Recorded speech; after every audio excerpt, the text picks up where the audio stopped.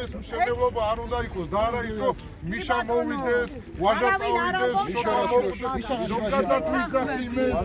ზოგადად ელაპარაკეთ იმას, ვინ ზოგადად ამბობს, კაცო ეს არ გინდა.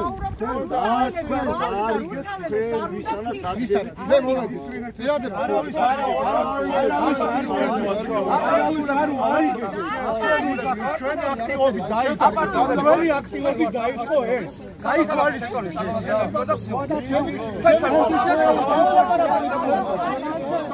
ამაგმას კი არა შეიძლება შეთახი ჩვენ არაფერი ეს კი არა გამოაცხადეთ რუსთაველებმა გამორჩა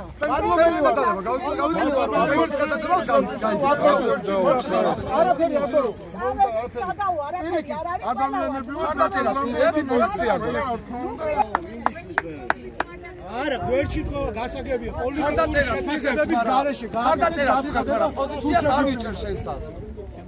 ძნელი გასაგები არ არის მე მგონი. ნიკოზია აღარ კაბინეტში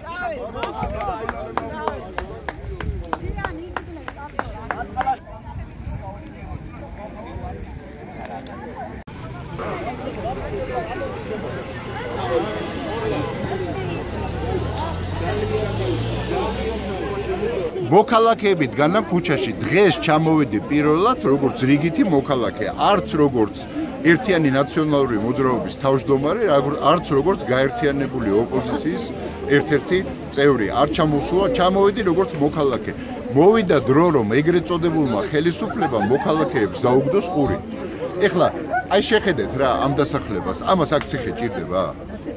მაშინ, როდესაც რუსთავის გარშემო არის უზარმაზარი ცარიელი ტერიტორიები, სადაც ამის გაკეთება შეიძლება. აი რა ახირება არის ესე? და ახირება რაში მდგომარეობს, იცით? ბიზინა ივანიშვილისთვის, წულუკიანისთვის და სხვა კრიმინალური დაჯგუფების წევრებისთვის საქართველოს მოქალაქის აზრი არაფერი არ არის.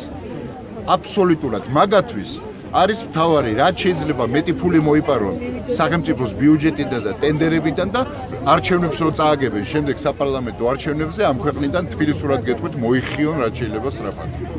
ეს მათთვის ჩვეული არის ნებისმიერი თავის ქმედებისგან ასე რომ ვთქვათ მავნებლური ქმედების გადაფარვა როცა უნდათ აკერებენ რომ აი პოლიტიკური რა არის პოლიტიკური იმაში მეც და თქვენც ამ ქალაქში ვცხოვრობ ჩვენ გვჭირდება მხარდაჭერა როგორც ხელისუფლების წარმომადგენლების მხრიდან ასევე ოპოზიციის ეს პროექტი არის მავნებლობა რუსთავისთვის მავნებლობა ამ უბანში მაცხოვრებელი ადამიანებისათვის და შესაბამისად რა არგუმენტები აქვს წულუკიანს აქვს ერთადერთი არგუმენტი რომ თურმე ადგილობრივ ბიუჯეტში საშემოსავლო გადასახადის რაღაც ნაწილი შემოვა და ეს